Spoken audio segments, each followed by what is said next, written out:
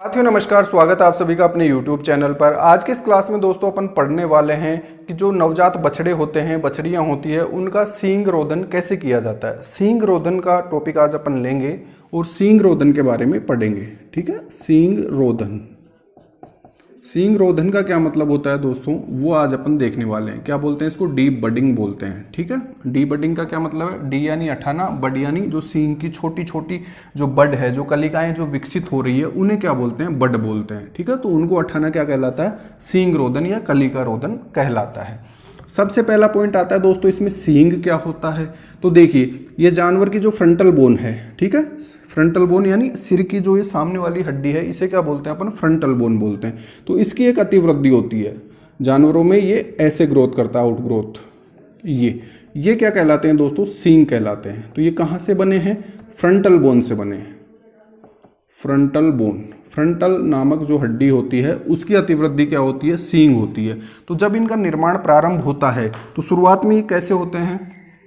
देखिए, इसका जब निर्माण प्रारंभ होगा तो ये कैसे होगा? इस टाइप से होगा, कलिका के रूप में होता है। इसे क्या बोलते हैं अपन? बड बोल सकते हैं या कलिका बोलते हैं। तो प्रारंभ, जीवन की जो प्रारंभिक अवस्था होती है, तभी इसको हटा दिया जाता है, तो उसे क्या बोलते हैं अपन? डी बडिंग कहते हैं। ठीक है, ये टर्म समझ में आ रही है आपके? D budding. डी बडिंग का क्या मतलब हो गया? जीवन की प्रारंभिक अवस्था में सींग की बड या कलिका को हटा देना क्या कहलाता है? डी बडिंग कहलाता है। एक होता है डी हॉर्निंग। डी हॉर्निंग का मतलब क्या होता है? जो पशु है उसके सींग को हटाना। ठीक है, यहाँ पे क्या हटा रहे हैं अपन? बड या कलिका, यानी सींग बना नहीं है, अभी बनना प्रारंभ हुआ है, तभी उसको हटा देंगे तो क्या बोल देंगे? D budding. डी हॉर्निंग क्या होता है?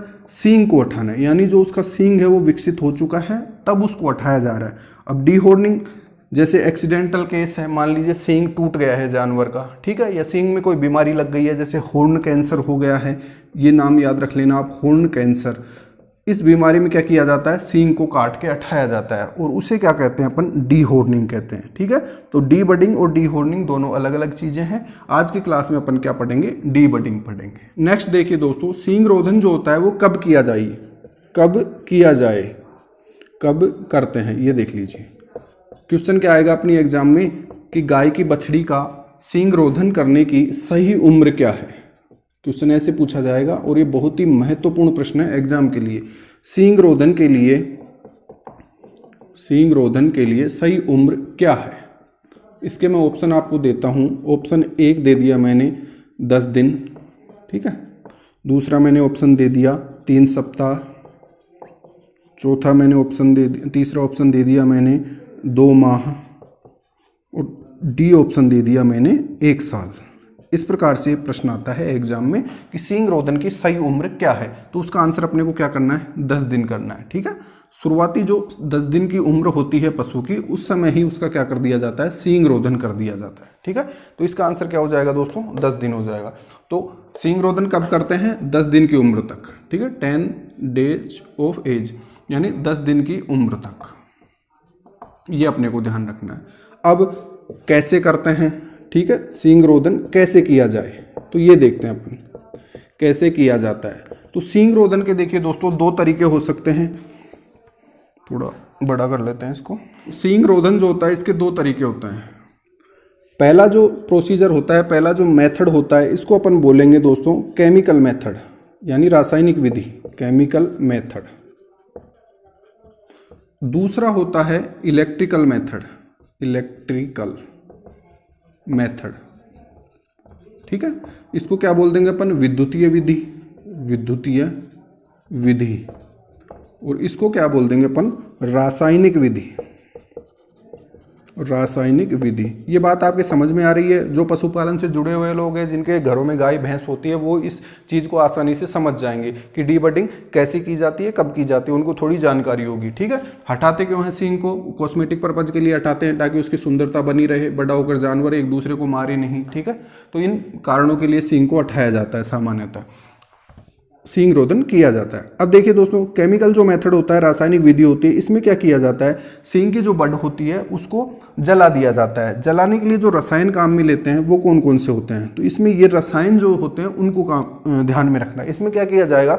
जो नवजात बछड़ा है, 10 दिन से पहले का, सप्ताह भर की उसकी उम्र है, तो उसकी जो बड होती है उसको क्या किया जाता है? उस टिकिया से घिसा जाता है। केमिकल की एक टिकिया होती है, उस टिकिया की सहायता से उसकी बड को घिसा जाता है, तो वहाँ से उसकी जो कोशिकाएं होती है जिससे वो आगे बढ़ता है, वो कोशिकाएं समाप्त हो जाती है और उसकी वृद्धि रुक जाती है। ठीक है, यानी वहाँ पे सींग नहीं बनता। फिर रासायनिक विधि में कौन कौन से रसायन काम मिलेंगे, तो इसमें नाम ध्यान रखने अपने को दोस्तों, KOH और NaOH। ये क्या होते हैं? KOH जो होता है दोस्तों पोटेशियम हाइड्रोक्साइड है, ये पोटेशियम हाइड्रोक्साइड। इसको क्या बोलते हैं सामान्य भाषा में अपन? Caustic potash. ये नाम अपने को ध्यान में रखना है दैनिक विज्ञान के हिसाब से भी और अपने सींग रोधन के हिसाब से भी। NaOH को बोलते हैं अपन सोडियम हाइड्रोक्साइड, सोडियम हाइड्रोक्साइड। तो इसको क्या बोल देंगे दोस्तों? Caustic soda. कौन सा सोडा है ये? Caustic soda. एक बेकिंग सोडा होता है, खाने का सोडा, उसे क्या बोलते हैं? सोडियम बाइकार्बोनेट बोलते हैं, NaCO3। यहाँ पे ध्यान में रखना अपने को कास्टिक पोटास और कास्टिक सोडा, KOH और NaOH। ठीक है, दोनों ध्यान में होने चाहिए। ये नाम भी अपने ध्यान में होने चाहिए, ये नाम भी अपने ध्यान में होने चाहिए। वो एग्जामिनर के ऊपर है कि वो ऑप्शन में क्या देता है। ठीक है, ये भी दे सकता है, ये भी दे सकता है, दोनों काम में ले सकते हैं, ये ध्यान में रखना। ठीक है, या तो ये काम मिलेंगे या ये काम मिलेंगे, दोनों में से कोई सा भी काम मिल लिया जा सकता है केमिकल मेथड में। किया कैसे जाता है केमिकल मेथड में, थोड़ी जानकारी मैंने आपको दी। अब आते हैं दोस्तों इलेक्ट्रिकल मेथड पे। इसमें क्या काम में लेते हैं? इसमें होता है दोस्तों एक इलेक्ट्रिक डीहोर्नर। डीहोर्नर यानी एक मशीन होती है, इस टाइप की एक मशीन है मान लीजिए। इसको क्या किया जाता है? लाइट से गर्म किया जाता है। इसमें एक लोहे की रोड लगी होती है जो गर्म होती है, उसका निश्चित तापमान तक उसको गर्म किया जाता है। उसके बाद में जो सींग की बड है पशु के, उसके सींग पे उसको टच किया जाता है थोड़ी देर के लिए, जिससे क्या होगा? उसके सींग की, उसकी बड की जो कोशिकाएं हैं वहाँ की, वो खत्म हो जाती है, जिससे सींग की वृद्धि रुक जाती है। ठीक है, ये बात समझ में आई।